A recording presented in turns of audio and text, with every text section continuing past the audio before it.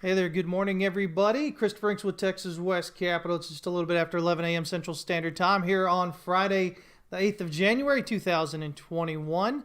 Beautiful day out here in San Antonio, hopefully where y'all are as well. Though I do realize some of y'all are, across the water over there, where it's closer to evening rather than morning as we are here. Nonetheless, hopefully it's a nice evening. You got the weekend coming up. Bitcoin doing its thing, DXY doing its thing. A lot going on at the moment, guys. If you aren't paying attention, you're going to get run over, all right? So it's good to see you all here. Who do we got already this morning? Hank, first one in. LG is here as well. Hello there, Thomas Payne and Sean. Good to see you guys. Let's see here. That's JH. Hello there, sir. Data is checking out here. He says, if you join Tier 3 right out of the blue, there is educational content for you. Several techniques for you to choose. The only thing you control is how much you lose. I didn't realize I'd be reading a bit of a rhyme there. I appreciate you, Data. Let me see. Who else is here? Deepak or Deep Quantum. Sorry about that. Guys, man, I'll tell you what, my eyes are bad.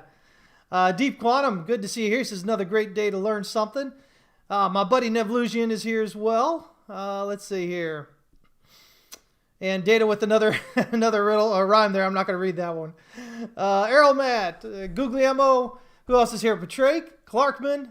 Another one of my favorite people. Train Crypto is here. Martin, Tom Callahan. Hey, how you guys doing? Gerben, what's going on, man? He says 6 p.m. right now in the Netherlands. Dark evening, and y'all are locked down, right?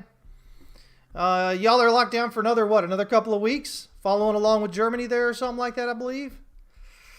Good luck with all that, my friends. Oh, man, that's tough stuff, I'll tell you. I mean, it's okay to stay home if you want to stay home, but, man, when you got somebody telling you have to stay home, that's, I don't know, man. Psychologically, it does something to you. Gian, hello there. Good to see you. I am doing well. I hope you are also. What do I think of XRP? I think it's worth trading while you can. We've called, let me see here. Oh, Clarkman, you're with us, It hit my, my target there exactly the other day, when it popped up there to the R2 pivot. Long term, again, guys, when it comes to XRP, I don't think that the lawsuit is as big a deal as everybody's making it out to be. Ripple's been doing, has been in business for a while. The fact that they're just now finding a lawsuit, I mean, to me, it suggests worst case scenarios are going to get fined. But I think the bigger problem for XRP is the large exchanges delisting it, closing down trading for it. And even with that, might even just be a problem in the beginning here. XRP might be one of those things where people bought that dip down there, or maybe they buy another dip and, in a few years, it ends up being worth some stupid amount as it comes back. The other thing, guys, you have to remember, So everybody assumes automatically just because somebody gets charged with something, they're automatically guilty. I mean, it's the dumbest thing in the world, guys. Listen, here's the reality of it. Just because the Southern District of New York says, hey, listen, we think, or we're saying that they've done this, and that. First of all, doesn't mean they have. Second of all, doesn't mean that the Southern District can prove it. I think it's the Southern District that's prosecuting them there. Can prove it to the level needed to win in court. And even if they did, so we got one, we have two, and even if they do, it's potential that there's going to be either an agreement prior to the end of the trial where, Ripple agrees to some things and fines or whatever, or, at the end of the trial, they're just fined.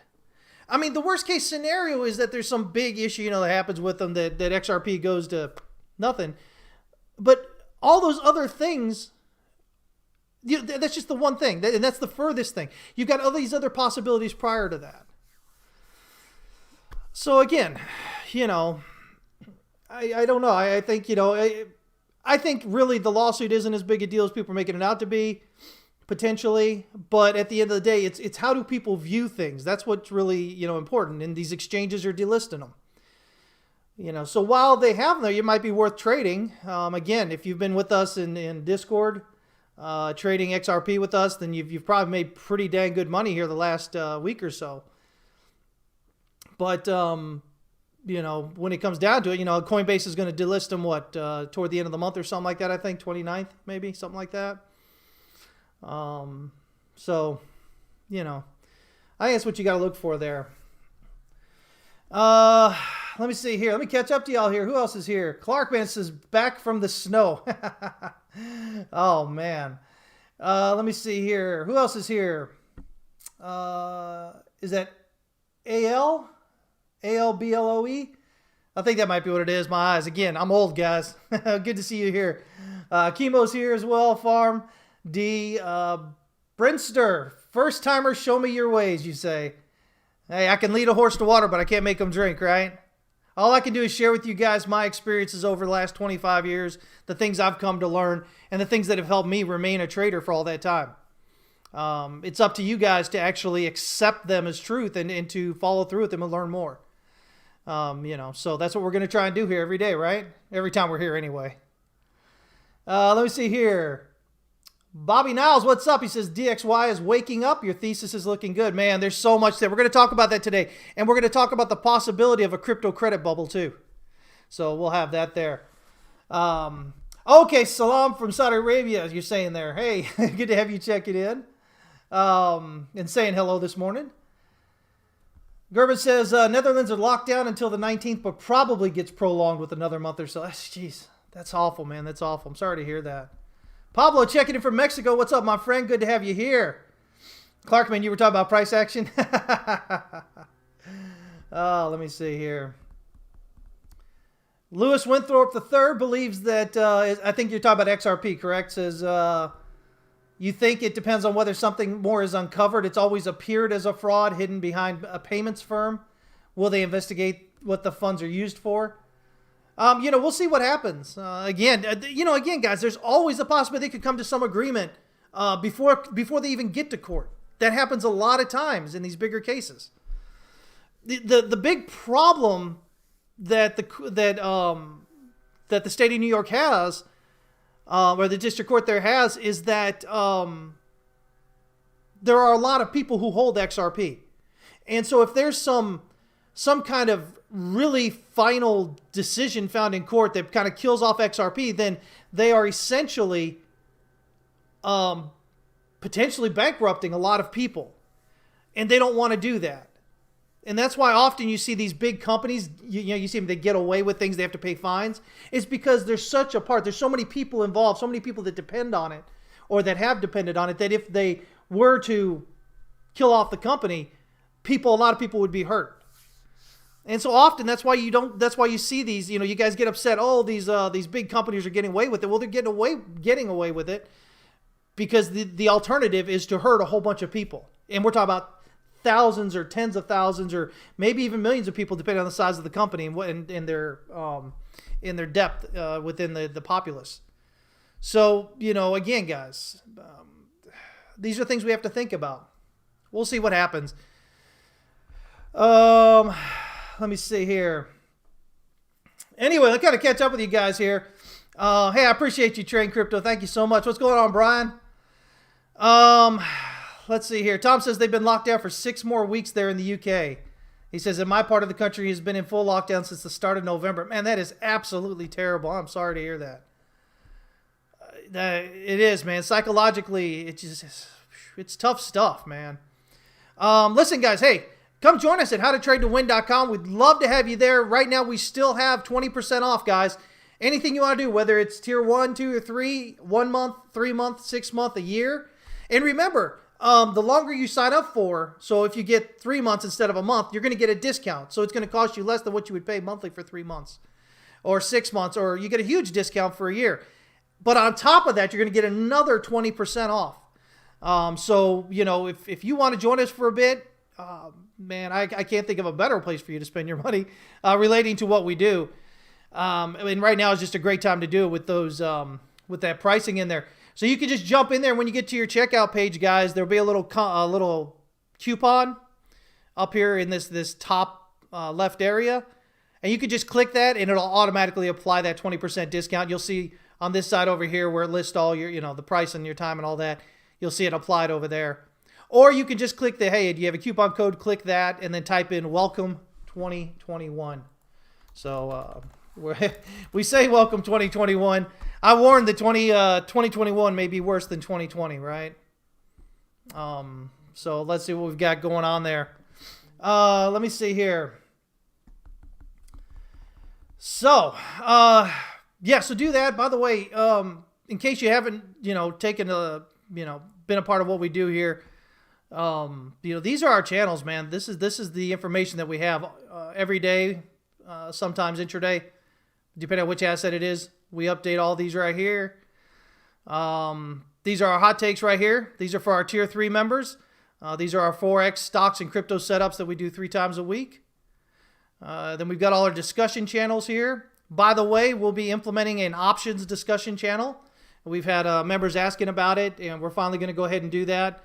So Adam's going to do that sometime today here, probably. And you guys will get in there and be able to start talking options. I know some of y'all trade options that are with us. And then I'll put a little bit of information in there when I get a chance. The whole thing about the options thing is I don't want to get too far ahead to where I have to commit to something that I can't provide for y'all consistently, because we do so much at the moment. But we'll start putting some options information in there. I'm working on a way to get you guys some options education as well. So we've got all that in there. Again, if you're tier 2 or tier 3, you get the educational videos channel here. You just click on there's a whole bunch of direct links to the educational videos. If you're tier 3, this is what you do, guys. I'm telling you right now, tier 3 is where it's at. If you're a tier 1 or a tier 2 member, you haven't tried tier 3 yet, do it for 1 month. What you're going to get from the weekly educational live streams that we do is going to blow you away. That right there is well worth more than the month itself by itself. But you get access to everything that we've done in the last 3 months on that. So I'm telling you guys, you need to jump in there and do it. By the way, tier 3, you also get the chart requests, the chart critiques. I've got to check into those when I get a chance today. More discussion channels. We've got some bots and whatnot there as well. But tons of stuff here, guys.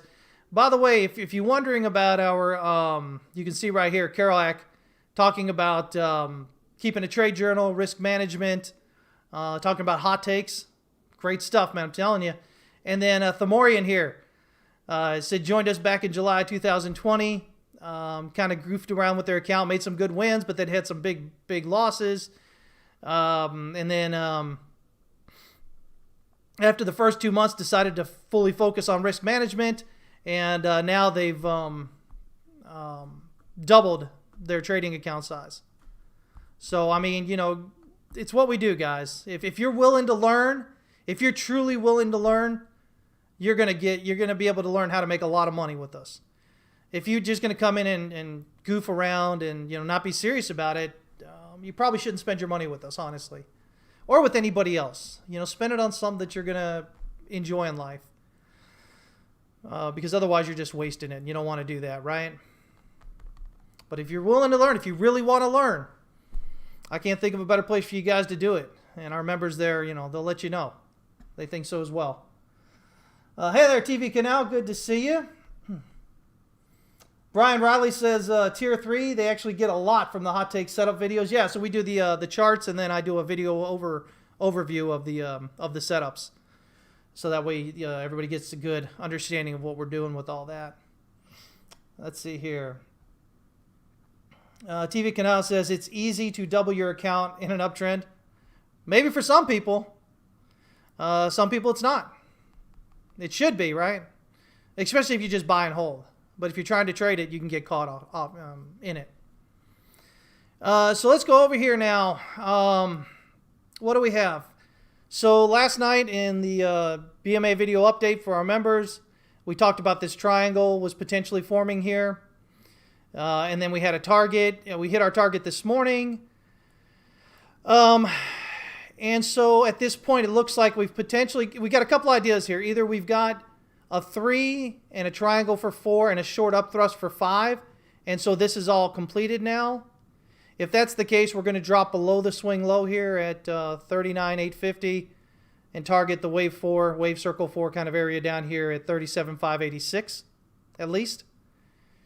If instead this is just 3 down, 3 up, which is what I think it may be, and then 5 down here, so you got an A, a B, and a C, so you got expanded flat for wave 4, then we should have wave 5 a bit higher. And based on the height here, if we go from wave 2 to wave 3, we measure that out. put it from wave 4. That gives us the 61.8 just above that thrust there at 42.056. So I'd probably look for a minimum wave 5 of that. Right now, it looks like we got a 1, 2, 3, 4. So we should be hitting a 5 up there. I don't know if this is a 1, 2, 3, 4. I don't know that it is. But if it is, you know, that gets you kind of up there with the 1-to-1. But I would look about like that. The other idea is this red count here rather than the black count. And so if we're following this up here with this, you know, this ending up here with the red count, let me kind of get rid of that now. Then that would say we're 1 degree less. And so in that case, instead of being circle 5, we're circle 3. And so again, we would get to this area up here, reverse on back down toward this 37,586, and then move on up here with wave 5 up here to 45,298. If price continues to drop down below 37,586, that suggests we're potentially heading, you know, that a larger correction's in there. It doesn't guarantee it, because if we look here, we measure out wave 3 here. Let's say we get right about that area there. You know, this gets us our 38.2 area, but, you know, sometimes wave 4 dips down to 50% around that area. So, you know, we could still get a wave 4 down here at 36.025. But if we're dropping below this 38.2 area, then we should be cautious about further upside. If we drop through the 50%, then we really need to go, okay, well, maybe, you know, we're really heading, maybe this is a much more distinct top here, a much stronger top, and we'd be looking for further down in that case. But as long as we're bouncing, you know, if we're coming back down here toward this 37,580 kind of area here, as long as we're bouncing off that area and heading back up above that swing high, I mean, that tells us 4 is there and 5 is up here around 45,298. The two things I could say about that is, if we're following this red count, then we'll probably get a strong decline, a sharp drop off this, again, like we've been getting here. I would not be surprised to see that heading down toward this area, and an even sharper drop from up here. So, you know, again, guys, if you're trading this, just be careful. It's not for most people to trade because it is so volatile, and it takes a lot of concentration to make sure that you're not getting taken out as it goes. The issue that most new traders tend to face is that they look to get the absolute highest price. In other words, let's say you're riding it up from 10,000 here. You're not content to take profit at 40 or 42,000. You have to go up here to 45,000. That last little bit. But the problem is, if that doesn't get up that high, if it reverses from here and drops sharply, now all of a sudden you didn't get to lock in all this you had, and you're thousands of dollars lower than where you wanted to get out. And you can still lock it in and get good profit. The problem is most retail traders, then they start worrying about the fact that they feel like they lost this money because they didn't lock it in, rather than concentrating on all this that they have a chance to lock in. And so, again, guys, I keep telling you the largest problem that you're going to face as a trader is yourself, your own emotions. There's some things to think about. Nobody ever went broke taking profit. And if you aren't going to take profit when you're in profit, when are you going to take it? All right? Always keep those things in mind. To be a successful trader, guys, over time, it doesn't mean you don't have to get the highest price or the lowest price. Those are afterthoughts. If you can lock in profit consistently, that's all it takes. But how many of y'all think about that, right? Y'all always thinking about the highest and lowest, right? And heaven forbid you hang out on crypto Twitter with all the amateur traders there, making you think that that's what you should be doing, making you think you're a loser if you don't.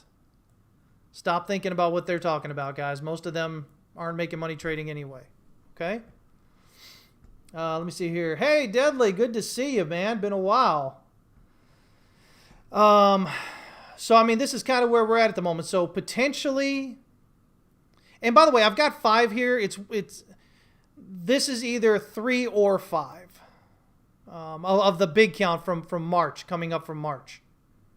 You know, we'll see if, depending on how deep it ends up correcting, we'll see whether, when it finishes out here, whether it's 3 or 5. But, again, this could be 5. It could just be the circle 3. Or, it could be circle 5 of 3 here. It could have to come up here to get circle 3 and then circle 5 up here of 3 or 5. So there's a lot of iffiness in here, guys, because of a lot of the overlap and the overextensions and the continuing subdivision of waves. So, it's okay to take profits now and again along the way, or at least take partial profits. Because the alternative is most likely you're not going to get it at the very top. And then when it drops sharply, you're going to get scared because you didn't take the profits. And then you're going to be hating yourself and thinking about that and not taking profits when you should anyway. And that's even if you get into your account. Yesterday, I think Coinbase was locked down for like 2-3 hours.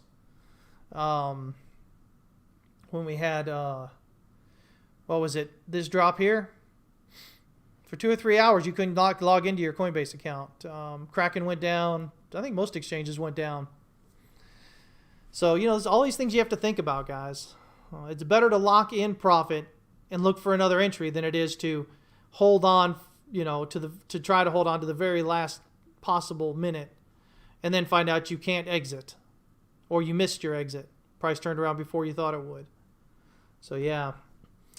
Cody, what's going on, man? Gold and silver dropping like rocks? Yeah, they are. Again, something we've been watching and waiting for. If you're in tier 2 or tier 3, you get those updates on those assets. And of course, we've been watching for it. I'm still looking for price to head down where I talked about. Getting silver down below, $8, getting gold down probably around 900. Still looking at that. Sean says, so we're finally getting close to a top. Will we be getting a new bear market similar to 2018? Well, there's the interesting thing. I think you're talking about Bitcoin. There's the interesting thing.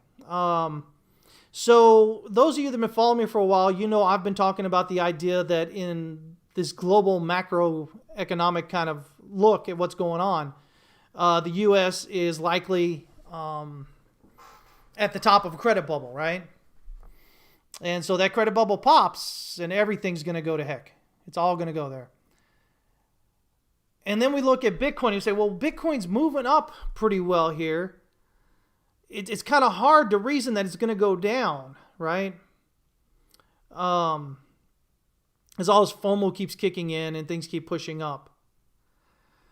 And we know that if the dollar's rising, then assets that are denominated against it should decrease in value necessarily. Because as the dollar rises, that means your dollar is becoming more valuable, so it takes less dollars to buy that same thing, right? So what if we're getting that reversal now, starting that, hitting in,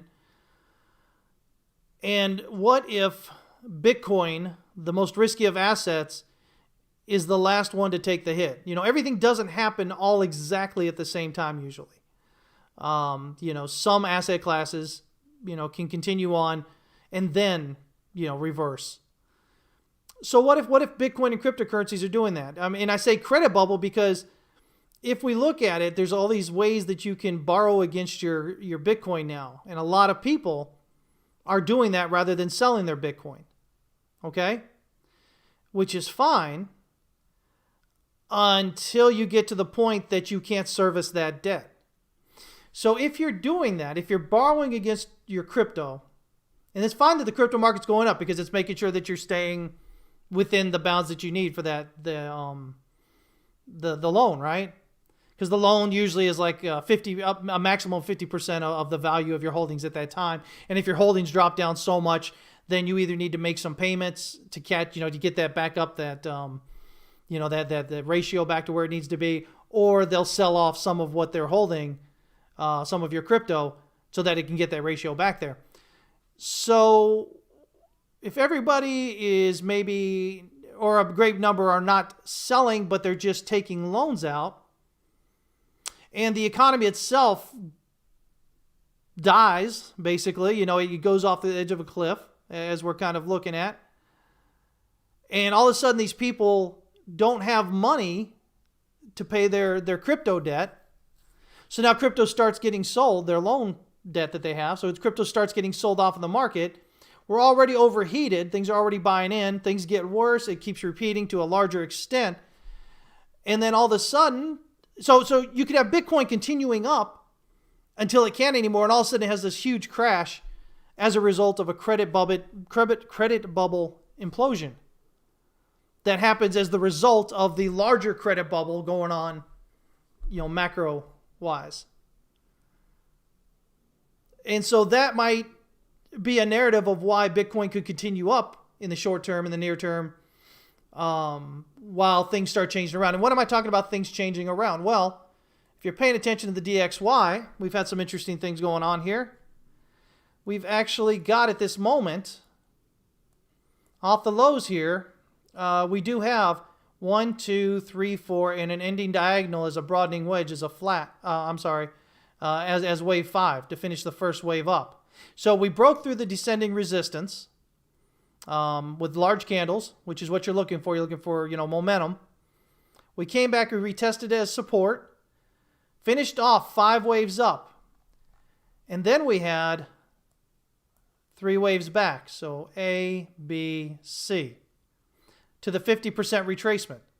So 5 waves up, 3 waves back to the 50% retracement. I mean, it smells like a wave 2. If we continue up through wave 1 here, then we start looking at a potential wave 3 target at 91.95. Now, is it possible maybe we get an A and a B and a C?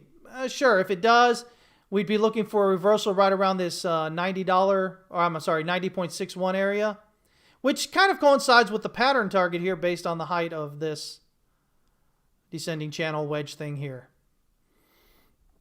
But the further we keep pulling away from that, toward that 1618, the more likely it becomes a wave 3. Now, this particular expected, movement, wave 3 at 91.195, wave 4 back down at 90.61, and then wave 5 up here around 91.5, gives us a wave 1 up to the large descending channel resistance from back in March. If you guys have been following me for any length of time, you know that I often talk about we have a wave 1 that reaches the channel resistance. Wave 2 pulls back. This is most often the way this works. Get a wave 1 up toward this resistance area. Wave 2 pulls back. Wave 3 pushes through it. Wave 4 comes back and retests, this kind of area, resistance as support. And wave 5 continues up. So the projected count here would align with that possibility. It also would take us above this larger wave 4 here, which is a good clue that the bottom may actually be in above that wave 4. That means we've finished off, we've completed this 5 waves down, headed back up now. So we do that. And then you say, oh, but the euro. And I have to say, oh, but what about the euro? Let me pull this out here real quick. The euro is quite possibly topped out. And this is important because remember, the euro makes up, 50 somewhat % of the weighted basket of currencies that the dollar is compared against to get the DXY value. Oops, there we go. So usually, most often, the Euro USD and the DXY are mirror opposites. And so right now, there is the possibility that we've got 5 completed. Now, we haven't made a new low below wave 4 here yet. So it's also possible this is one up as a leading diagonal rather than wave 5 as an ending diagonal. And then we've got basically an A, a B, and a C down here, all the way down to the 85.4%. But getting down there really should make you cautious about upside because you get into that low range, that last 15%. And it's usually indicative of a continuation down lower. Not always, but usually, most often. So if it continues down below this swing low here, that's probably a good indication it's heading lower. And if it is, we've got this count we're looking at, the red one, which is 1, 2, and then 1, 2. That would give us a minimum wave 3 here of 1.20711 that takes you below wave 4, which again should signal heading down here. It also takes you near this wave 4 here. And if we continue down with this count, we've got a minimum wave 5 at 1.2, which takes us below that larger wave 4. So the same as the DXY going above that larger wave 4 on its own, that kind of signals that the bottom it's a good clue that the bottom may be in. Dropping here below this wave 4 or this wave 4, kind of says, hey, this top may be in as well. And because this is, again, it's 54%, 57%, whatever, of the basket of currencies that the dollar is compared against. And then the USD yen makes up another 11% of that basket. So between the two of them, you're talking almost 70% of the value of the weighted basket that that the dollar is compared against. And so what do we have with the USD yen here? Same situation. Looks like a possible bottom in. I've got two counts. I've got a blue and a red here. Blue count suggests we got a 1 done, a short 2, and we're heading up to a minimum wave 3 target of 106. The red count suggests that that's a 3 and a 4, and we have a 5 up here at around 104.472. Either way, we've got 5 up. So we'll look for 3 back, and then an advance above that wave 5 to kind of say, okay, well, the bottom's likely in. We are above the local wave 4 here. Again, same thing we're talking about. That gives you a good first clue that the bottom may be in. Taking up above here, way up here, gets you above wave 2 and wave 4 over here. Again, increasing confidence in the idea that the bottom's in. So if you've got almost 70% of that weighted basket saying that giving power to the DXY should most likely be considered to be bottomed out.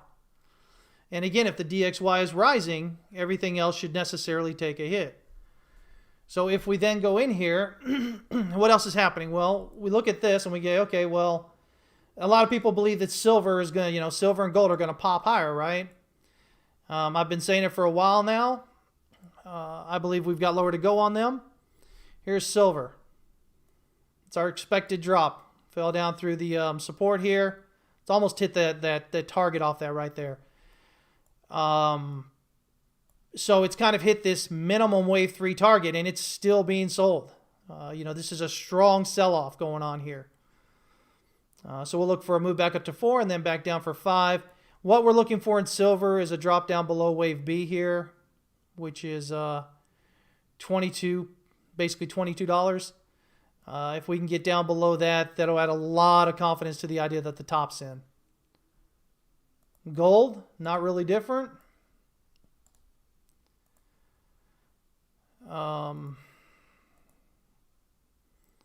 Gold here doing the same thing. Following our expected movement down here. We've got a 1, we've got a 2, working on 3 now, which is minimum of 1579.60 down here. Have to probably move that over there a bit now. It's been sitting there a while. There's 5. Pull 4 over here. So, everybody looking for, gold and silver to rise. Everybody's looking for the stock market to rise. Everybody's looking for Bitcoin to rise. And Bitcoin's the only one that's really, I think, got a chance, at least in the near term. But again, what if what's going on with Bitcoin just ends up being a credit bubble in Bitcoin? And the larger economy makes people not able to pay. And then, crypto has to be sold. The market's getting, price pressure. I mean, there's a very likely thing. I don't know if anybody's talking about it yet, but it goes in hand with the overall idea as well. This is the S&P E-minis here, potentially topped out. We got to see if we can get some fall through to the downside. We want to look for a decline below wave B here, which would be about $3,730. If we're getting below there, the top is probably in. NDX, Nasdaq, the other index here. So we made a little bit higher high there, a newer high. Nasdaq's doing the same thing as well. Right here. So may be done, may have a little bit further upside here. But basically looking at, again, A, B, and looking at the C here to finish off an ending diagonal. Might have like a 1, 2, 3, 4. Work on that 5 to finish it. We do have a 1 hour bearish divergence. Topped out Stochastic RSI for a while here. So we may be at near that top there. Dow Jones. Here's the kicker though. Dow Jones, let me see here, leave page. Dow Jones is the other index, and it's not making a higher high. So the E-minis made a higher high, Nasdaq made a higher high, Dow Jones is not. Dow Jones is heading down. Your Dow Jones is your more broad-based index. Nasdaq is tech heavy, S&P is decently tech heavy as well. Your Dow Jones is your broader economic index, and it's not confirming those higher highs yet. But as long as it continues to diverge, that increases the odds that a top is in. But we'll see what happens. Again, I've got potentially a 5 count up here, but it could be a subdivision going on here, and we could have higher up still. But nonetheless, they all look like they're on their fifth waves, finishing up. And they shouldn't continue going up if the DXY continues rising. If the DXY continues rising, they should eventually feel that and pull back and decline and go the other way. Let me catch up with you guys here. Hey there, Esteban. Good to see you. Scott says, how do you guys feel housing prices will be affected with the influx of USD? What influx of USD? Please don't say QE. You guys need to go. If you don't understand QE, if you think that that it means there's all these dollars floating around in the economy, so prices, are going to go up and everything's going to increase the way you're thinking, go to TX West Capital on Twitter and search through my tweets. I've got a list of links for QE to help you understand what QE actually does. It's asset inflation. Not most of what's printed in QE goes into the Fed Reserve and it can't be touched. It's for banks to use on their balance sheet so that they can loan, so they can make more loans than they would normally be able to do. Again, the idea is to spur credit creation, credit expansion. But as we know, banks are not doing that. They're making it more difficult to get loans. They're requiring more, especially for your subprime borrowers. And the Fed wanted them to make it easier for subprime and other borrowers to get loans. The bank's not going to do it because the bank's going to get caught holding the bag if the economy tanks and they can't pay off. The Fed isn't going to help them out. We had 500 somewhat banks that closed between 2008 and 2015 due to the great financial crisis. The 7 years prior to 2008, only 25 closed. So again, people have asked me, well, isn't the Fed going to bail the banks out? Well, I mean, some, maybe, but at the end of the day, even with what they did with the banking, bailing out for banks in 2008, we still had 500 plus of them, commercial banks, go down. Significant. So again, that's a huge change in there. Between what had happened the previous 7 years prior to that. So the banks are going to get on the hook if they loan out all these bad loans, which is what the Fed wants them to do, basically. This Fed buying up corporate debt and whatnot, I mean, again, that's asset inflation. They're trying to keep the market stable. That's what they're trying to do. But that's not the inflation that you guys are thinking about when you talk about QE inflation.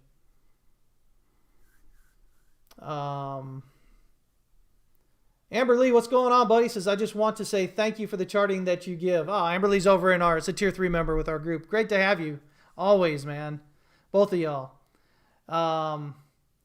Scott says, I keep hearing 20% more USD, et cetera, being printed. I'm only asking, thanks for guides. Yeah. That's what I'm saying. Yeah. I wasn't trying to be rude or anything to you. I was trying to figure out if that, I thought that's what you may have thought, what you may have been looking at is this printing of money. But really, guys, the way that the inflation that you're looking at happens is via loan creation. The banks loaning out money. They're creating, they're expanding credit. And we don't have that. Again, we have the opposite. We have credit contraction, especially in the business and industrial side of it, commercial side of it. And that's significant. The drop off in credit has been huge this year. So yeah. Talking about bank failures, is there any risk you think with the 250,000 FDIC protection for individuals? Nah. You're protected. 250,000, you're protected, guys. If you have more than 250,000, you can actually get that protected. You just have to take advantage of the different ways to do it. If you have $500,000 in a bank account under your name, only 250,000 of that, unless you're married, have a joint account, whatever, only 250,000 of that's going to be protected. But you can open up, there are other accounts that you can open that will give you that same level of protection. So you can open up, maybe a trust with $250,000 in it. And you can open up, a business LLC account and put $250,000 in that, and that's protected. So all of a sudden you've got $750,000 protection. Yeah, but this isn't financial or legal advice. Please talk to a competent attorney or CPA or somebody to get better understanding of that. But yeah, as long as you're in that, and just make sure that the bank that you're in has that FDIC insurance. A lot of them do, but some of them don't. Make sure that the one you have, if they don't, you're just SOL, man.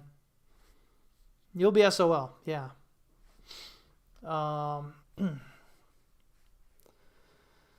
Let me see here. Let me catch up over here. Let me kind of catch up with you guys here.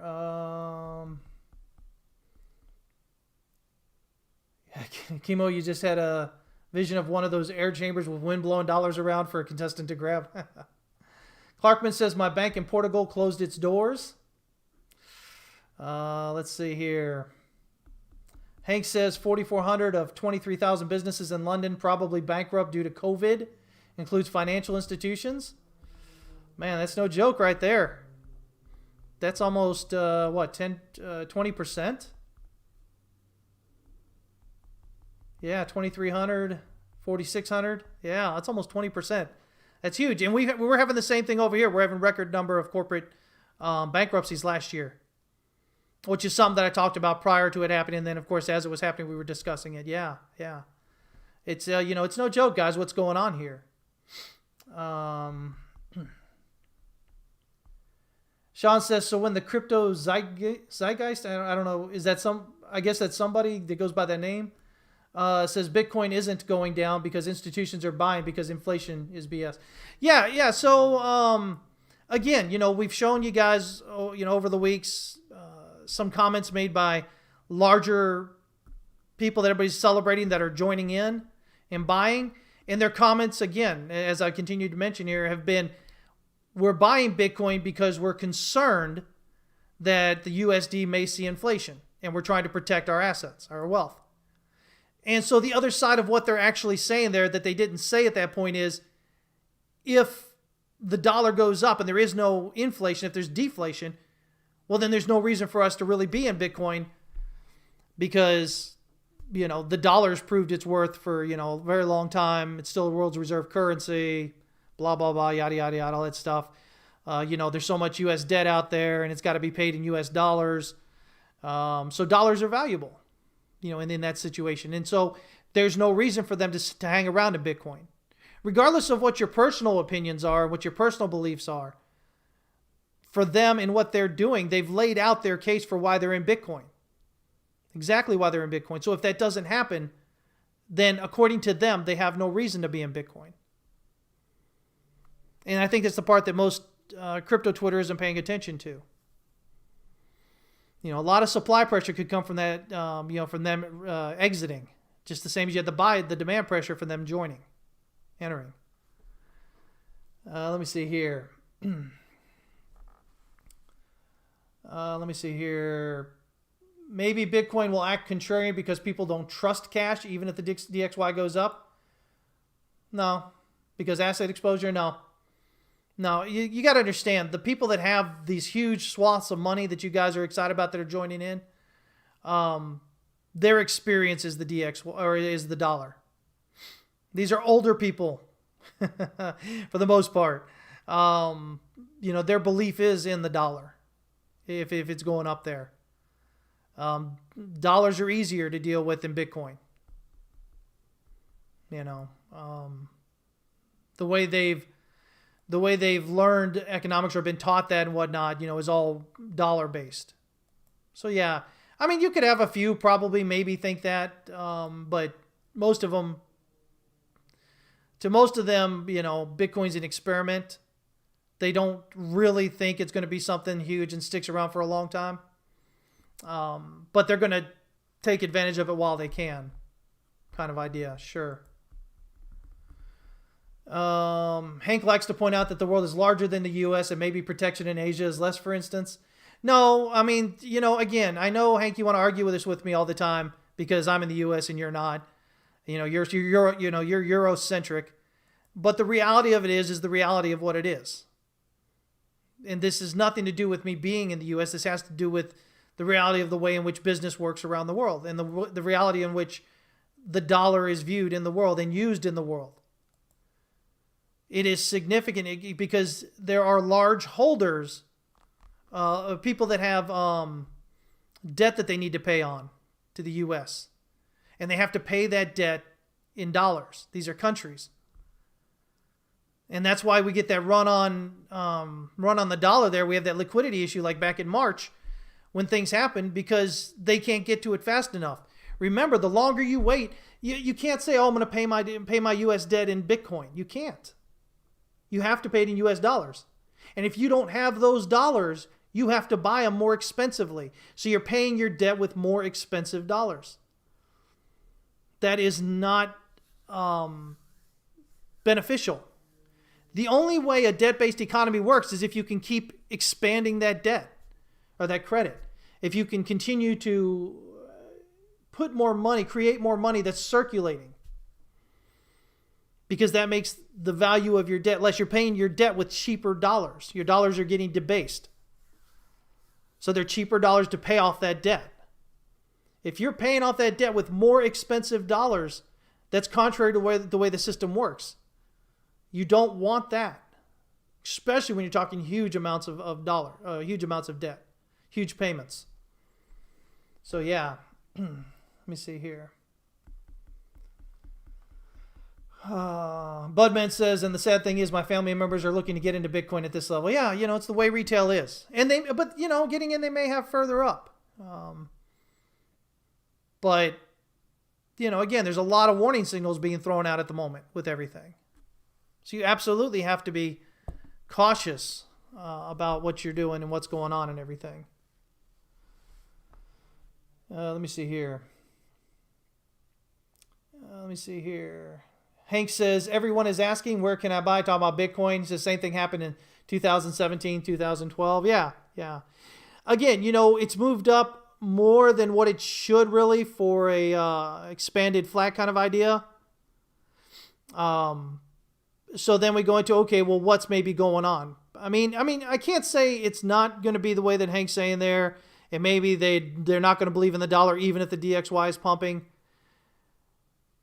But the reality of it is, these are people who do think the way I was already speaking. And so while some of them, maybe especially if they're younger, they might be more prone to stick with Bitcoin, even if the dollar's rising.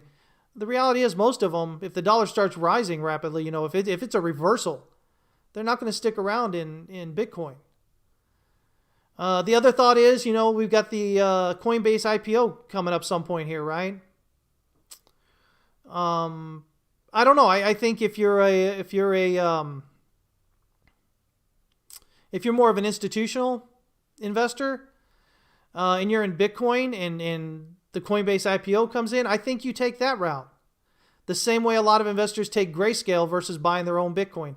It's easier to trade those stocks, to get out of the stocks, to get into the stocks, than it is, dealing with Bitcoin, especially with huge amounts of money.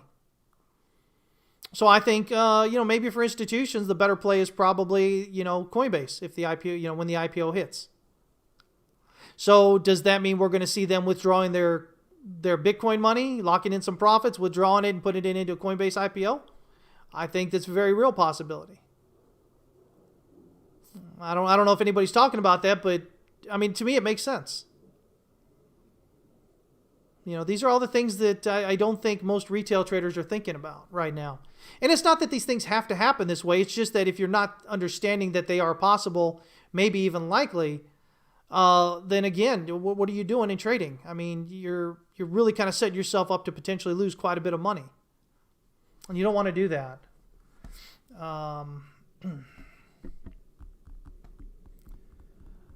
Let's see here. Hank said he told people, I guess, that you shouldn't buy at 30, so people are angry at him now. It's the way people are.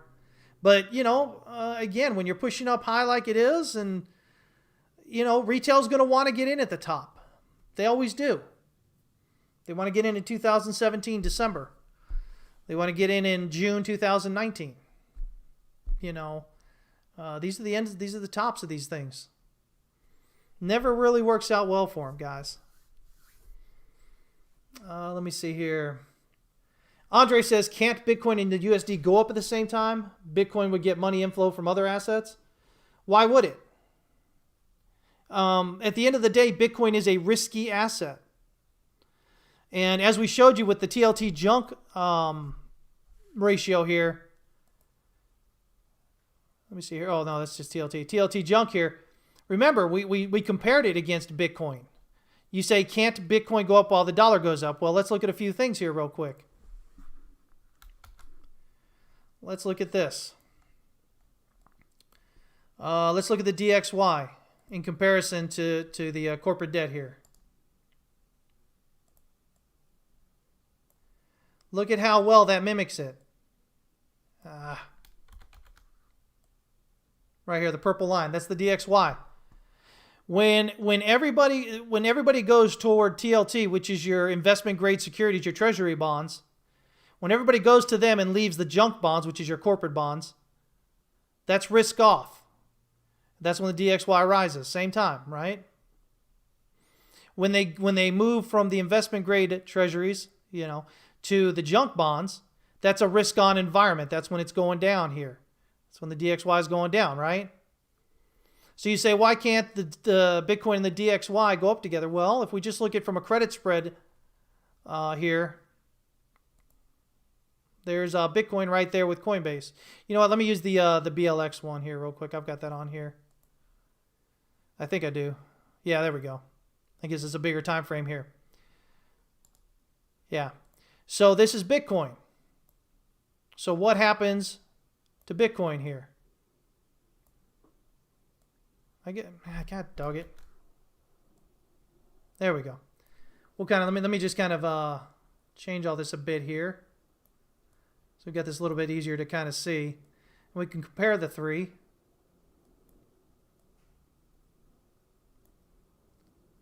And we get down here with this. And so what happens? Generally, if you're risk on, again, that's people moving from investment grade securities, from treasury notes, from treasury bonds to junk bonds. That's a risk on environment. That means people are going to be more risky with their plays. And so this ratio goes down. And when this ratio goes down, Bitcoin goes up. Bitcoin is a risk on asset.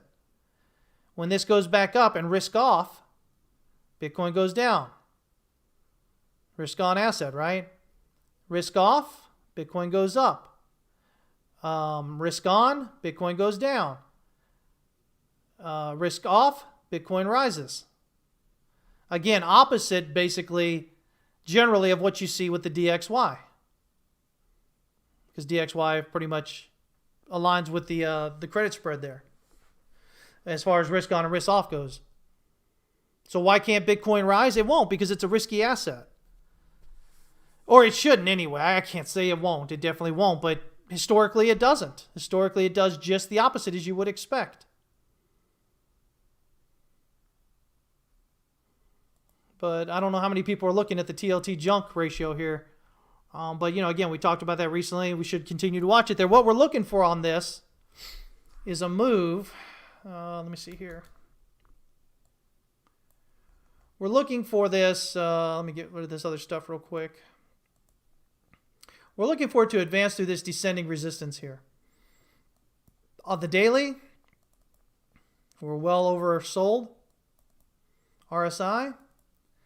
We're bottomed out with Stochh RSI. So, it suggests that maybe a bottom is closer than not. And so we'll watch for that. If you see that advancing through this line, watch your risk on assets. Again, it doesn't always happen at the exact same moment. But that should be a clue that maybe you should start thinking about deleveraging your risk. If you're not, then historically, you're just being silly. Right? Let me see here. Telluride says, my crypto top warning indicator going off right now is Binance and Coinbase having trouble logging in or staying up during volume. Yeah, like I said, Coinbase down for 2-3 hours yesterday with the first drop. Hey there, Ross Mark. Good to see you. Hank says, so they can figure it out for themselves. Told them to buy a 4,000 crypto.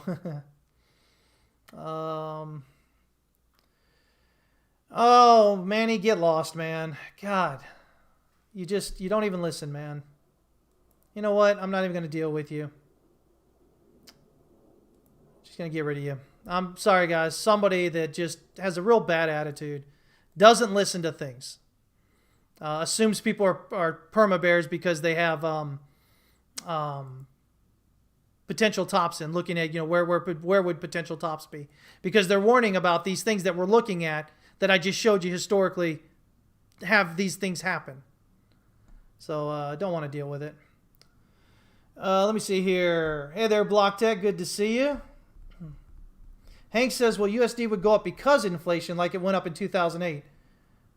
Was that a good time for having 10 million in a bank? Let's see here. Hank says 2008. Let's get this over here so you guys can see. We're talking about here. Hank says in 2008 that the dollar, that inflation went up, but it didn't. The dollar rose in value, and this is 2008 right here. Look at the bottom down here. This is the height of the GFC, Great Financial Crisis. It went up here, and it didn't start coming down until the stock market bottomed there in March of 2009. And then the DXY started dropping. If you go to the Fred side, look up the inflation, you'll see it's not there. So again, that doesn't hold true what you're saying there. This was a great time for having 10 million in the bank right here. Look at this. Look at the value of your dollar here. Your dollar went up from 71.5 to 88, to almost 90 in that year. Heck yeah, it was a great time to have cash. Yeah, fantastic time. Let me see here. I tell you what, don't worry about feeding trolls, man. Hank says, Chris, I'm in finance and that I correctly estimated where DXY went up. Well, let's be honest. You did say low to mid 80s to begin with. And then as you kept talking to me, eventually you said, maybe mid to high 90 or mid to high 80s, but still looking at mid 80s. Only recently have you really said, okay, maybe more toward the high 80s. So let's be honest about it. And yes, I get it. You're in finance. I don't know what you do or what your background is, but we all know my background, right? Economics, finance, political theory, law, economic psychology. So, I mean, and then I've got, 25 years of doing this. So, I mean, we know what my background is. And, it is what it is. But, it's not about being, perfectly right here and there or whatever. Is your understanding correct overall? And so that's what we're looking at. We're looking at possibilities right now.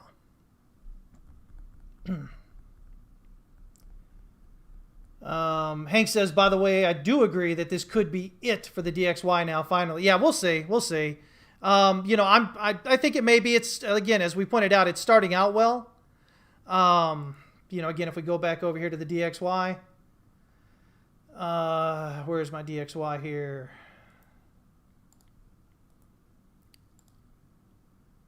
Let's put that back in there. It's possible. I mean, it's still too early to call. Again, I would want to see a move up above this wave 4 over here. But so far, we do have 5 up, 3 back. We're looking for an advance above that. But again, even that could just be, an A, a B, and a C. So we want to see it continuing to advance above that 1-to-1 ratio there, that 90.6 kind of area. We want to definitely see it continue up through that. Get closer up here to 91.19. If we can do that, that'll make me start feeling better about that potentially being the bottom. But one thing that definitely does give me, more, this is just the DXY chart. Again, what we showed with the Euro USD and the USD Yen, they're looking like pretty clear tops and bottoms in there. The USD Swiss franc is also bottom, which is another currency that's used in the basket there for the DXY to derive that DXY value. So, I'm feeling good on that. So we'll see what happens with it. Until it happens, though, as we keep talking about, guys, these are all possibilities, all we're looking at. Until it actually happens, you have to be, you still have to look at the trend and what's going on. And unfortunately, I think that's what sometimes new traders, when they listen to me, you guys are thinking in such absolutes when you first start trading, right? And a lot of times that's what we end up dealing with when new traders come in, is they've got these absolutes and they can't understand that, just because we're discussing, especially longer out there, possible more macro-related events, they assume that if it doesn't happen yesterday, then, that you don't know what you're talking about. And that's one of the easiest ways that those of us who have been trading for a while are able to discern who are, traders that who are really traders, the ones that have been at it a while, and who are, either they don't trade or they just started, or, they've been trading a while, but they're just continuing to put money into the system instead of, being profitable over time. To be a good trader requires that you change your mindset and the way you view things. You got to get out of absolutes. You got to get out of guarantees. Neither one of those are viable for trading. You got to stop worrying about nailing absolute tops and bottoms. Those of us that do this for a living, that do this consistently, we don't worry about that because we know it's ridiculous to try to consistently, do it. It's better to lock in profits along the way. Concentrate on the fact that you're locking in profits consistently and that you're limiting your losses intelligently. If you can do that, guys, there's no way you can't be successful as a trader. Nobody ever went broke locking in profits. The other side of that, of course, is that you also have to manage your risk appropriately, which is something we're really big on over at TWC. Let me see here. Yeah, and so Hank's bringing up the big difference is negative yield on bonds. Oh, man, I was trying to get before that happened. Sorry about that. Mentioning that big institutionals are getting more risk happy. Big MA life insurance company bought a financial giants. He says to his utter surprise, he might add. But these are the same things that happened in previous areas. Again, the dollar bear issue right now, I got to check again. Recently it was the second most crowded trade. Dollar was bearish, according to a specific sentiment analysis that's done, was like at 92, 93% bearish. And when this has happened previously, and it includes especially those big commercial accounts. But it often, when it's that way, and with them coming in like that, usually it denotes a top. Just because people have a lot of money or they're big companies doesn't mean that they're necessarily all that great. with what they're thinking about things, guys. We've got to get off this thought that just because somebody has a lot of money or is popular or well-known, that they necessarily know what they're talking about or that they're necessarily correct. Now, I make no guarantees on things that I've talked about. We talk about that constantly. If you're in Discord with us, then you know we're always looking at at least while this trend is up, higher targets. Even if we say, okay, well, it looks like we might have a reversal here, we're always given those invalidation levels. Yeah, maybe it is, but if it goes up above here, then no, it's going to continue up toward these targets. If it goes below here, well, then we're probably looking at maybe some kind of local top at least, if not a more macro top. And then we're looking at these targets down below. I mean, that's what we do all the time. Because there are no guarantees in trading, guys. No matter what somebody wants to sell you with what they're saying online, there are no guarantees at all. Let's see here. Hank says in the EU, banks and financials still cannot hold crypto, but in the US, apparently they can now. Yeah, there's that new regulation that passed. But the banks actually have to do it. Just because they're allowed to doesn't mean they will. We can look at marijuana as another look at that. The marijuana is still federally illegal, but states are legalizing it. And the government has allowed it for years now, which means the government isn't really serious about cracking down on marijuana in the states that legalize it. So legally, it's a federal crime, right? Federal, not. And they have it at the same level as heroin, which is just completely dumb, but whatever. And I don't smoke weed, guys. I never have. Not my thing. But it's dumb. It's really stupid. Nancy Reagan coming out with it's a gateway drug. Yeah, dumbest thing. But here's the thing. The DOJ, the Department of Justice, sent out memorandums to banks saying, listen, yes, we recognize that it is still federally illegal. However, which means, banks don't want to have that in there because they can lose their charter. They can be in a lot of trouble for that, right? But the DOJ gives them this memorandum that says, listen, if you want to go ahead and service marijuana company accounts, just do this, this, this, and this. The Department of Justice sends out this memorandum. Now, the memorandum, here's the thing, the memorandum does not really mean anything compared to the law, but the Department of Justice stepping out there and saying, listen, go ahead and do this. And the banks still aren't doing it because they're worried. Now, in that case, it's a little bit different than the crypto thing because in that case, again, it's still a federal crime to grow and sell weed and to possess weed and all that. But the federal government, by its own actions, is saying, hey, listen, we're okay with you guys doing it. They're not stopping states from legalizing it. They're not pursuing people who are engaged with, producing, selling, or using weed in the states that they're using it. But the banks are still scared, and so not doing it. So crypto, same idea. There's a lot of regulation as far as FinCEN goes. And I think that's probably the thing that holds bank back. Banks are already so, especially in the U.S., so regulated, so ridiculously regulated. And FinCEN, man, I don't like FinCEN, man, whatever. But they're a pretty rough group there. And, they're trying to be more and more regulatory, more and more, anti-crypto basically. And I say anti-crypto in that the regulations that they propose to pass and whatnot can really hurt the industry. Things that they want to do. And then of course the US then burdens the rest of the world with this by, economic sanctions or, saying, okay, well, we're not going to trade with you like we've been. And let's face it, guys, again, the US is a huge trading partner to most countries. They're a defensive partner to have for most countries. So they flaunt that weight around when we want them to do something.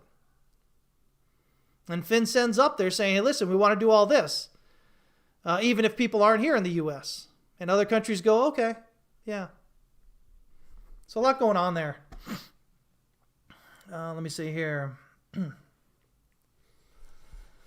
Do I look at the SPX Gold Chart at all? What are your thoughts on it? No.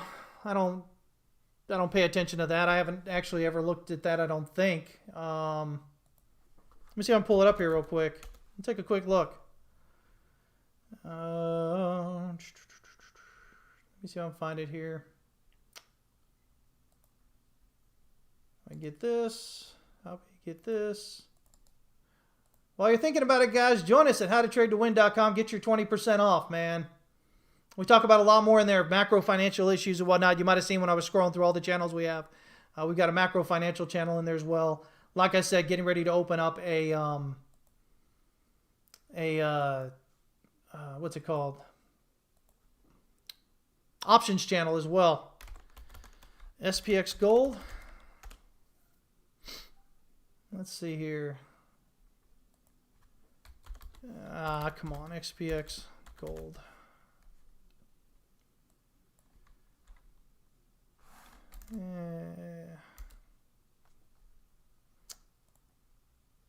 There we go. I think I got that. Let me pull it up here for you guys. Let's see what we're looking at.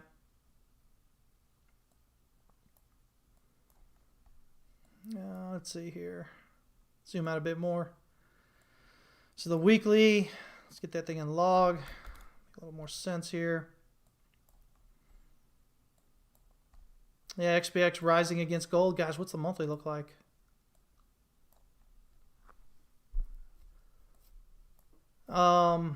Yeah, I mean, we've had this rise here since 2011, which was, let me see here with the DXY. I think that,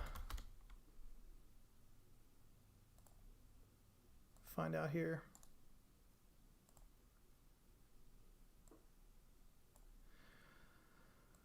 Yeah, look at how well that's tracking what's going on here with the DXY. So yeah, again, 2011 when the DXY reversed went up. Of course, gold went down. But SPX though, you know, again, this is QE, so it's asset inflation over the last 10 years. Coming in with that. So yeah, I don't know. Going to an interesting area. I think, again, that this QE stuff for the last 10 years may distort some ideas people have about what's going on or what may go on based on historically. Again, the idea being that you get this asset inflation. Everything kind of moves a little differently than what they're used to in the past as the credit bubble, you know, pops kind of idea. Maybe. I mean, we've got you got the higher highs here, lower highs over here happening. Yeah.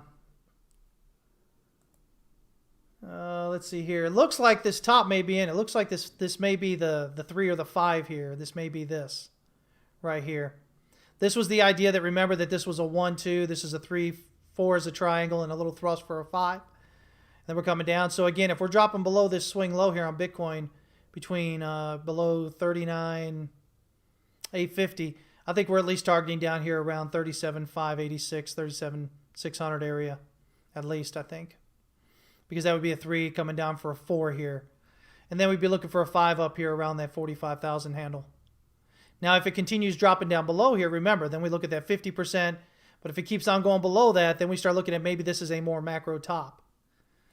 The reaction here right now doesn't suggest that, but this is the 15-minute chart. If it is a more macro top, we should expect a larger drop, a larger, sharper decline sooner rather than later, if it is. Let's see here. Hey there, T-Ball 5. Let me see here. Sean, let's see here. Sean believes that the OCC announcement on banks holding crypto is bullish for XRP after it's done with the lawsuit. Yeah, you know, I think it's definitely potential. I think that's one of those plays, guys, that if you're right and it's just a fine and XRP goes to live on, that it potentially becomes a huge boom, right? But you don't want to put a significant amount of money in there, because if you're wrong, which is definitely very possible, then you lose it, and you lose it fast and hard. But if you put in a bit and maybe you hold off, it might be something that works out for you. Maybe. I'm not telling you to do it. I'm not telling you not to. This is where knowing yourself as a trader or investor really pays off. What is your risk tolerance like? Are you able to deal with something like that? What are your current, short, mid, and long-term goals, both wealth and financial wise? What kind of money do you have to do towards something like that? I would never suggest anybody buy into XRP or anything right now with all that going on. But I can see the potential bullish outcome of it. But again, it's a very risky proposition that you're making. Because again, there are the big exchanges that are delisting it at the moment. Is that going to mean anything in 3 to 5 years? I don't know. But right now it means something. So you just have to decide what you guys are interested in there. But, especially if you're outside the U.S., where you're not constrained by limitations and whatnot that we generally have here.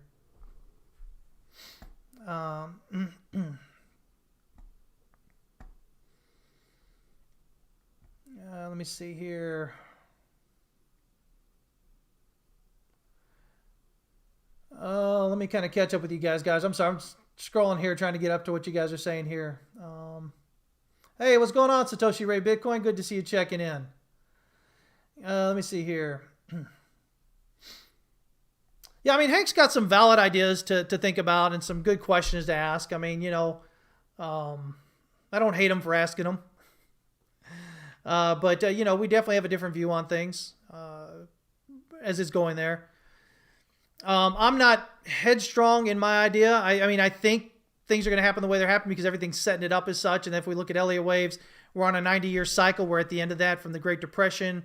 We're looking at a super cycle top possibly and everything. So, there's a lot going on. There's a lot of moving parts that suggest that this bigger economic hit is going to happen. And then, how does that play off in anything? Again, the one thing I've said since, I started talking about this possible expanded flat idea back around 9 or 10,000 was that, a lot of it's based on, the DXY potentially bottoming and reversing, which takes asset values down. But I did say at that time, you guys may remember if you've been here, that the one that may do something different maybe is Bitcoin because it's so small compared to the others, like gold and the stock market and all that. At this point now, we're, the crypto market cap, I believe, is over $1 trillion now. So it's definitely made some size since then. Bigger players are coming in. But the one thing I said about those bigger players coming in, if you guys will remember, is that whereas you see Bitcoin as your one and only thing, many of y'all, these bigger players, these big professionals with tons of cash, tons of money, tons of assets, they see Bitcoin as part of their overall portfolio strategy, which means they're often not going to hold the way that you would hold. So, because sometimes by law, they can't take the kind of the drawdown that they would get. Other times, the kind of drawdown they get if they're publicly held is gonna rain terror on their price. And if you own a publicly held company, you have to worry about what your share prices are because that determines often what kind of debt you can get. What kind of debt can you get a hold of?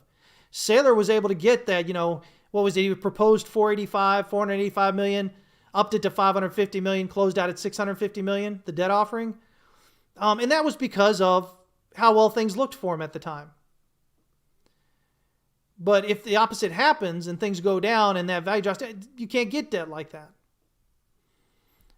So, again, there's a lot more moving parts, a lot more significant moving parts with these larger institutional players than you guys, I think, really realize at times. So you've got to watch out with that. Let me see here. Jeff Bear says silver $8 and gold $900. I can see that happening if we look at the money multiplier, which is the M2 monetary base, which indicates deflation because it's very low. The money multiplier is leading the CPI. Yeah, again, the same thing we've looked at over the last few months. We looked at the M2, the velocity, all that stuff. We've looked at credit, as reported by the St. Louis Fed, the Fed site. There's not a lot going on there that's overly positive for the economy. That doesn't mean things can't change. Again, I want you guys to understand, just because I'm saying these things doesn't mean they have to happen. But the way I'm looking at it right now, it seems more likely than not. And so the best thing I can hope for with you guys is that you're at least prepared if it does. The best thing, maybe it doesn't happen. Well, okay, so what did you lose? You didn't lose anything. You were prepared, right? But what if it does happen? Most of crypto Twitter is not thinking about these things, or when you mention them, they laugh you out of there. So what happens when it happens? Well, they keep buying the dip until they're broke. And then it keeps going down further. They lose everything they had and more. The goal here, guys, is to help you understand things from a wider angle. Other things that people aren't talking about or that people are misusing. They're not. Again, I tell you guys, there's a lot of free information on the internet, which is fantastic. I would have loved to have had the internet when I was a kid and a teenager, and all that access to all that information. But the caveat, the thing that comes with that is that a lot of that information is going to be half-truths or outright lies. And if you're new to something, you don't know what's a half-truth or an outright lie. And that's the problem. And we see that a lot in crypto Twitter and in other social media as well. I say crypto Twitter because I can't stand social media as it is. But crypto Twitter, Twitter is usually where you'll find me more than anything else. Because of, it is what it is. Let me see here.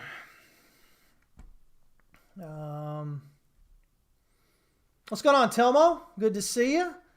TV Canal says, I always buy Bitcoin at the 200 weekly MA, and I think Bitcoin will drop to 886 when you use the fibs from March to now. That's about 7,500. It's a good solid area. I mean, there's other solid areas along the way. 12,000, 9,000. But 7,500, 7,000 to 7,500 is definitely a good area as well. The 200 weekly, you said it's down there right now? Oh, no, the 886 is the March now. I think Hank likes the 886, don't you? Let me see here. Hey there, Common Man Crypto. What's up, man? Seriously, I thought it was bullish. Didn't expect it to be that bullish. Hey there, Ellipsis. Good to see you. Let's see here. Common Man Crypto says the DXY chart looks good. They're in agreement there. Too soon to really tell, though. But maybe if 90 holds. Yeah. Oh, man, Hank. Yeah, definitely, man. I love discussing macroeconomics and global financial whatnot and social mood and all those great things that make the world go around. It's good stuff. At the end of the day, guys, you can never know if what you believe is correct unless it's challenged. I mean, if you hold yourself in an echo chamber where all you ever hear is what you want to hear, you'll never know if it's correct. And I think in life, it's more important for it to be correct than for you to be right. More thing for me to be correct than to be right. So if I think a thing is a thing and it comes out that it's not, I have no problem changing my bias. Because who cares, right? New information comes in, it says, hey, it's most likely not what you're thinking. Well, heck, I want to be on the right side, so I'm going to get out of that. But until that happens, there's no reason to jump ship. But again, this is the whole idea, the way that we start thinking is real traders, is as people who do this for a living versus retail that comes in and plays a casino. They throw their money in the market, they pull the handle for the slot machine, and they hope that it runs all on, cherries or whatever. I don't know. I don't gamble. I think there's cherries on slot machines, right? I know some of you guys are like, oh my God, you've never gambled? No, I don't. Play poker. That's not gambling. The stock markets or whatever, that isn't gambling. Gambling's all that fun stuff that you guys do, I guess. Roulette and slot machines and, blackjack, all that fun stuff. Let me see here. Let me catch up with you guys. Ellipsis says up only.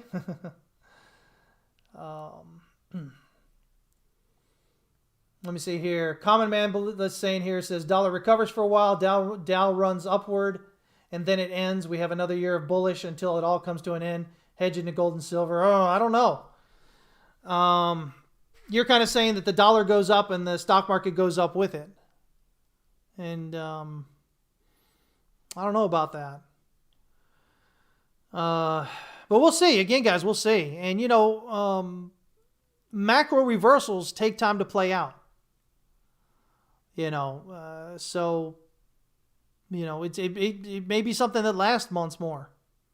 Heck, maybe it lasts to the end of the year. Who knows? But the sooner that the DXY is reversing, the sooner that macro reversal will happen. Because, again, the DXY, the bears are so offsides. The market does not tend to reward for very long a strongly offside market. They tend to punish those in that market that are offsides. So, once the dollar starts to make that reversal, then bears are going to start jumping out of there and start jumping on the long side, which is going to accelerate the move up, which potentially creates a liquidity crisis in which everybody's scrambling around to grab dollars because, again, it's all about paying for your U.S. debt with cheaper dollars, right? And the longer you wait, the more expensive those dollars become. Remember, I posted that thing not too long ago about the Bank of Japan buying up a whole bunch of dollars not too long ago. Just in case. They said, basically, the article read, just in case.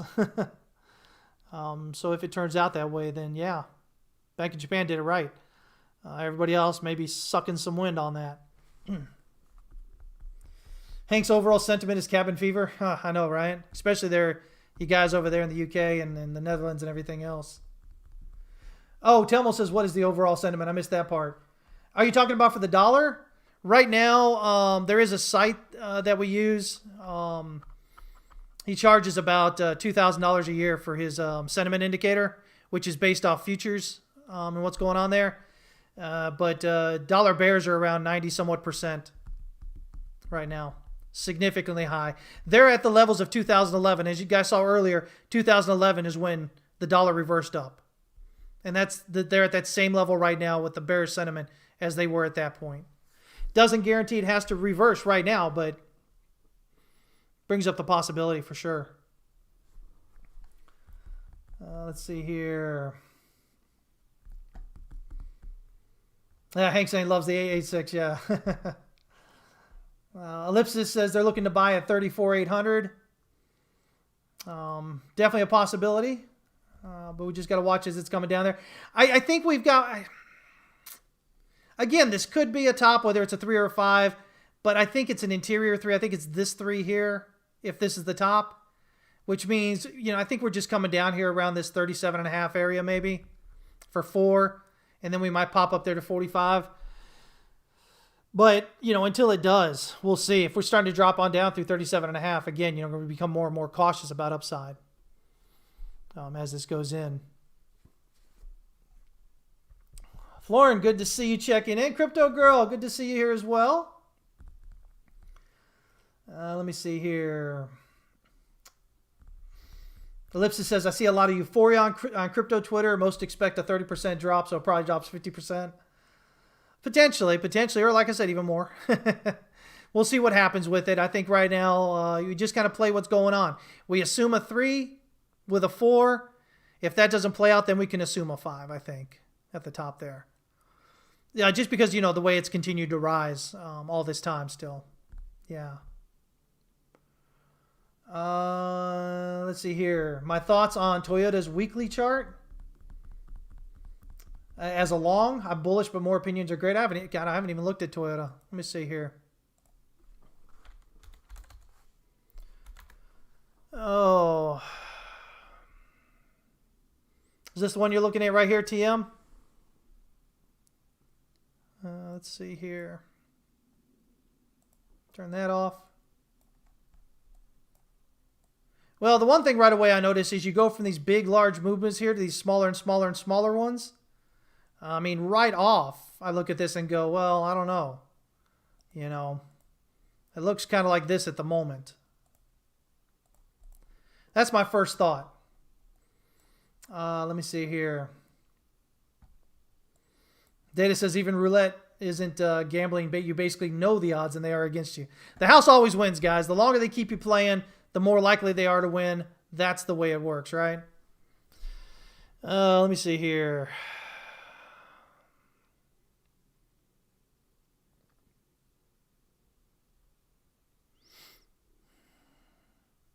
Yeah, I think we're probably getting toward a top up here right now. This is the monthly. We're up and overbought here. What was that weekly? Well, the weekly we're above locally here anyway. Let me get back over here and get these back on. The other time frames here real quick.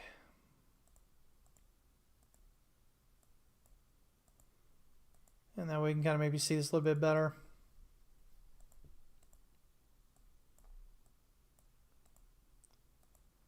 All right, let's see here. So weekly. So I mean, my first thought is, again, you know, coming from from a fibs trading perspective, first thing is we're moving in sideways between the pivot and the R1. So initially, my thoughts are your possibilities that you're looking for most often are going to be either this or this. Okay. Now your other possibilities then become, okay, well, if this is really bullish, you'll see it pushing on through. Why am I doing that? Wrong one. You'll see it's pushing right on through the R1, maybe to the R2, pull back to the R1, keep on going up, something like that. If you see something like that, then this is very bullish, and it's probably going to run through your R5 pivot. Okay? But if you get this rejection here at the R1, you're either going to bounce off the pivot, and if you bounce off the pivot and continue back here, then, okay, it's bullish, you're continuing higher. But if you get this move to the pivot, and it drops below you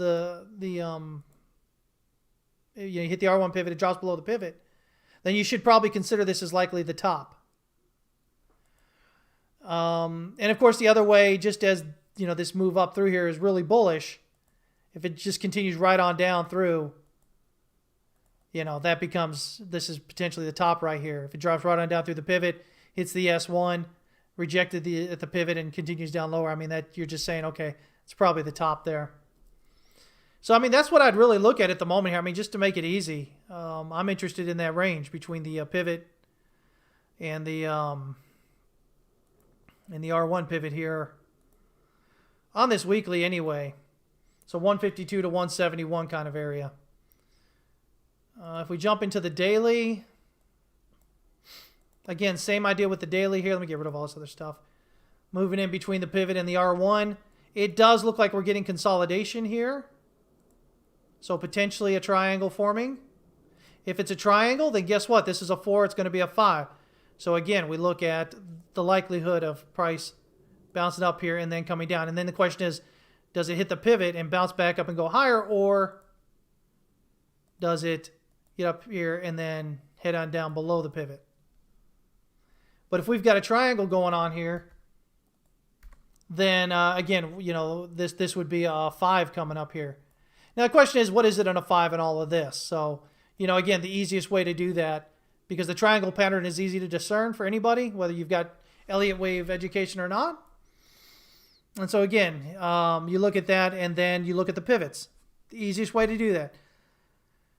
Let me see here. Right here, we got A, potentially B, C, probably some DE like that. If that's the case, then your pattern target is about $7 almost from wherever wave E ends. So if it ends right about here, let's see, it looks like you got a good ledge right here. So we might see it end closer to this area. Again, that gets you pretty close to the R1 pivot area here. That gets you up there around 160 or so. And so this R1 on the daily is right here at around 162. So again, that kind of gets you there. Now, if this is a 3, if this is a 4 of a 3, then remember that fourth wave pulls back usually to this fourth wave of the lesser degree. So if this is 4 of 3, maybe you get, again, your D, your E, get you move up there. That gets you 3. 4 is likely to come back down here, and then you have 5 up still. So, you might be looking at something like that. I think locally here, at least in this area, this is probably like a 1, 2, 3. And like I said, maybe a triangle's a 4, and then you get that 5 there. But we don't know if this is a triangle yet. If it is, price cannot drop below. And this could still be wave C working out here. You could still have A, B, C, get wave C lower here. So basically at this point, you just can't have price drop below wave A right here. If it drops below wave A, which is 149.39, then that invalidates this as a triangle. In that case, it could be a flat. So as a flat, again, you'll see an A, you'll see a B, and then you get 5 down for a C. And if it's going to do that,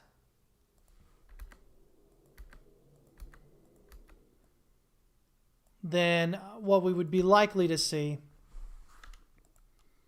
again, you have your range right here.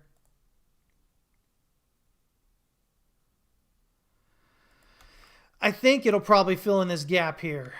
So at least a move maybe down toward that area there. Now, if we do that, the thing about that is that it violates the wave 1 here, so maybe not. Unless this is, an ending diagonal type thing. Otherwise, it would need to end prior to that right here, which is 144.65. So you could have it end a little bit above there. But, if it's just a regular flat, usually regular flats end right around where wave A is. So I'm actually thinking this is what we would be looking at. So you get ABC down for A, you get ABC up for B, at least 90% of the retracement of wave A, which we clearly have there. Let me just flip this around for you. Let's see here. See, that's above the 90% there. So again, ABC, ABC. So it gives you A, B, and then you have like a 1, 2, 3, 4, 5 probably coming down as a wedge or something. It's an ending diagonal maybe. Coming just below or right around wave A. It could come down to the pivot. Again, moving in sideways to the pivot. That's what I was talking about earlier, where you come in, you check the pivot, and then you head up. So right now I'm thinking whether it's a triangle and heading up or whether it's this flat coming down and heading up, I think it's going to head up, at least for the time being. Maybe short-wise up toward the R1 pivot at least on the daily here. So that's what I think. Let me see here.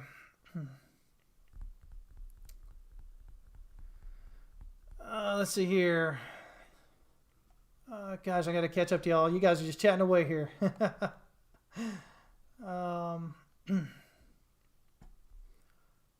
me see here.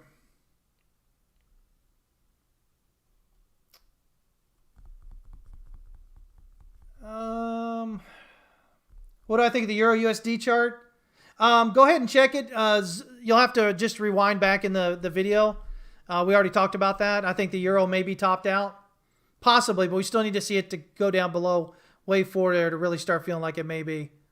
But I think so. Let's see here. Your favorite tell you right when I bring out a clean chart and think out loud? Florence says, I'm just curious, what's your opinion about EGLD? Just from the chart, I think most recently we had it going up a little bit, but I haven't looked at it lately. I don't think anything about the company itself. I refuse to, right now anyway. I know it makes it sound like it's being all emotional, right? But to give a lot of credence to this idea of fundamentals in the companies in crypto right now. It screams a lot of what the whole thing in 2017, right before the top there was. Everybody's like, oh, this team here is so great, and they're doing this, and they're going to revolutionize this, and they're going to overtake this, and this is the Bitcoin killer, and this is the Ethereum killer, and this is... And they all just went to nothing, basically. Most of them, anyway. I think right now, again, the cryptocurrency market, the only real fundamental metric I think that's important to the cryptocurrency market right now in general is Bitcoin. Is Bitcoin healthy and rising? If it is, rising tide lifts all ships. If it's not, the alts are going to take even larger hits, as it is, because they're more speculative. So I don't tend to worry about the companies or the people behind them or whatever, and that maybe hurts their feelings, or some of them maybe they don't care. I don't know. But I don't care because I'm not here to make friends with companies about what they're doing. I'm here to, make money. And it's nothing personal about the people or the companies. It's just I don't see anything that suggests that some companies' fundamentals are so great that it means anything with what their price is going to be. So, yeah. Let me see here. Let me catch up with you guys.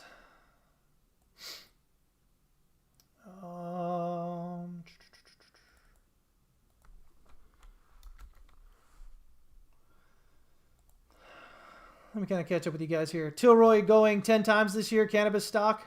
Risky, but the upside makes Bitcoin look relatively stable.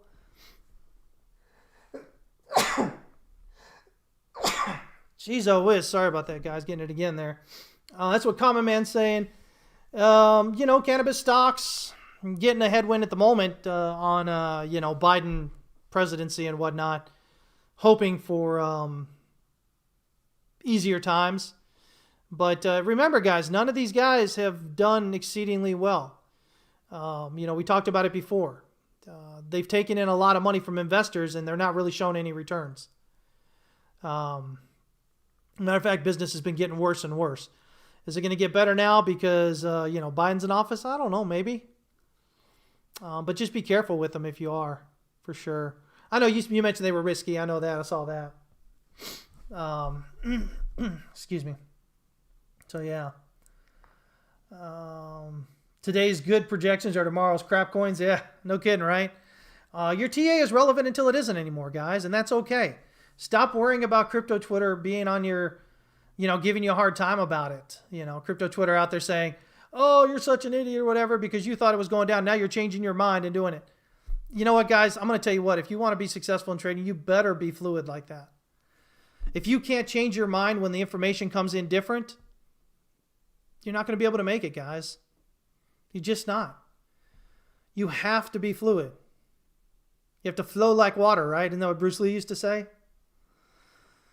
Man, whatever floats your goat, guys. But at the end of the day, it is what it is. You have to be able to absorb new information and allow it to change potentially what you're thinking if the information is there to do that.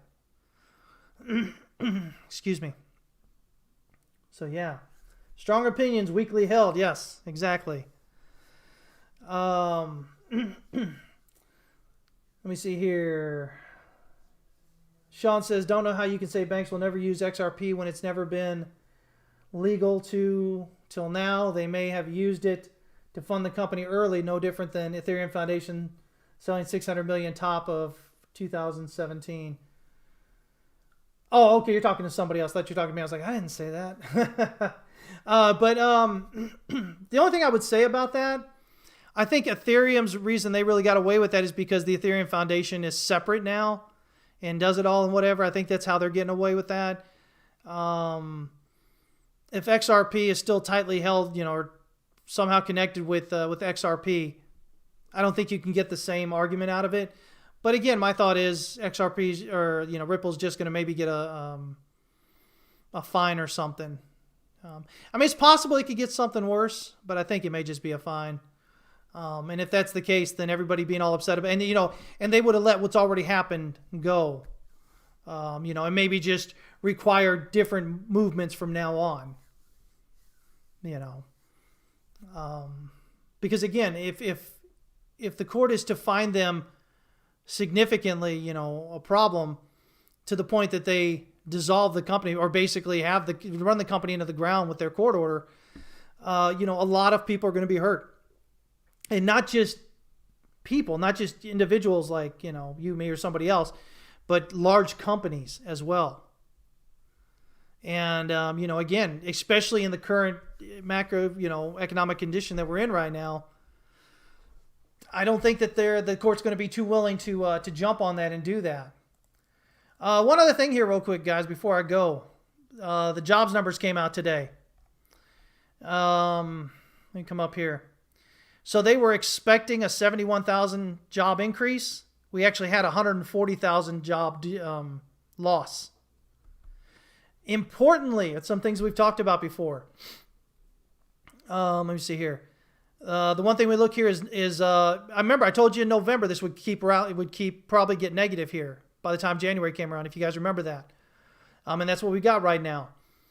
And as back in November, they only added 245,000, which was, if you guys remember, we went over that at the time, was just half of expectations. And it was accelerating that downward trend. We talked about all that when it happened. Here's the big thing. The number of corporate layoffs increased in December with 77,000 jobs lost from 64,800 in November. Remember what I told you guys, and I think I said it earlier here. The jobs that are going away are these higher end jobs. All right? And so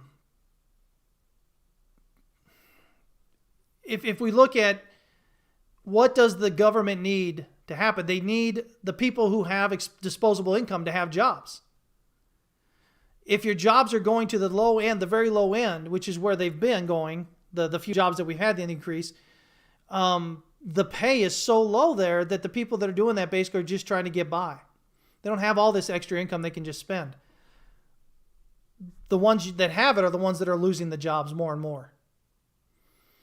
First time employment claims 4-week average has been on the rise for the last two releases, showing the worsening condition of the U.S. Job market. Again, going down there. Let's see here. Downtrend of unemployment benefits. This is positive here. Claimants seems relentless, falling below 5.5 million for the first time since COVID-19 halted the economic activity. But still very, very high right now.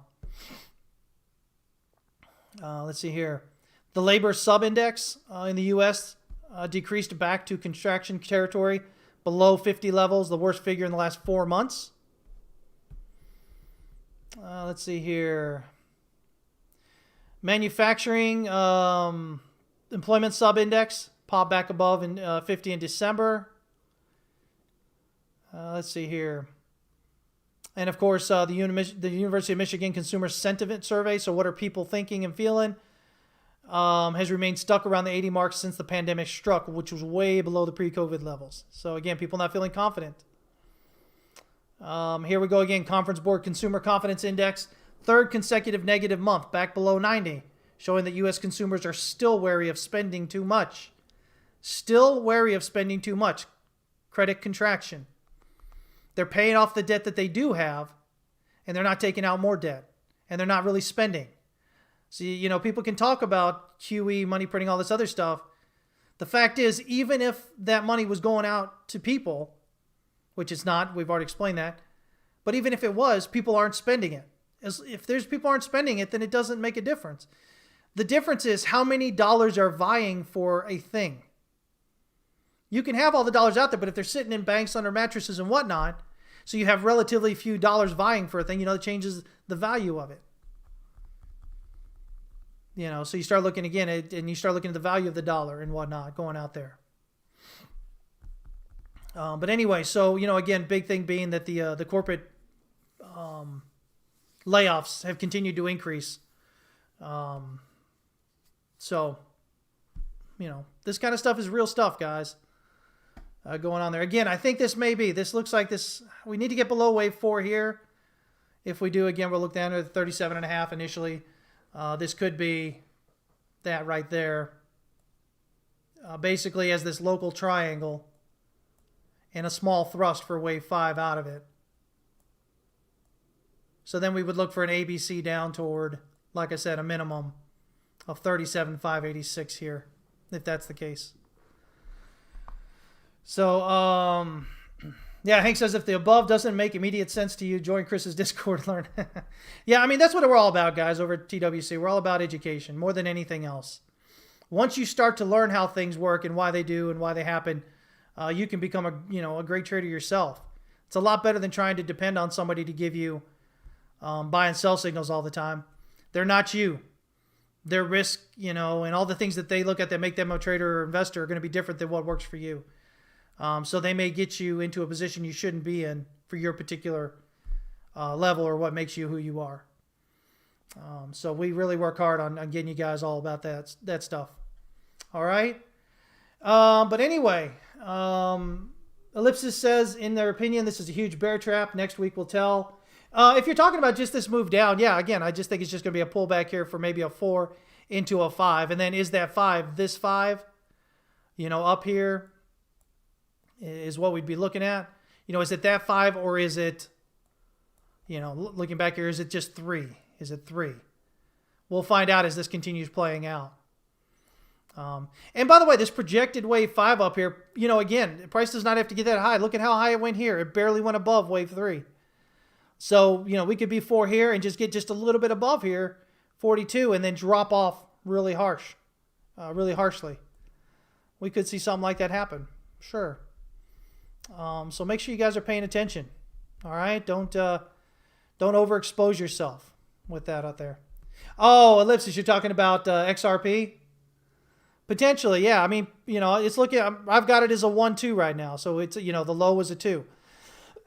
And we're advancing up off that now in wave 3 is what I have right now. So we'll see how it continues to play out. So, yeah. But anyway, guys, I'm going to get out of here. Thanks so much for joining in, as always.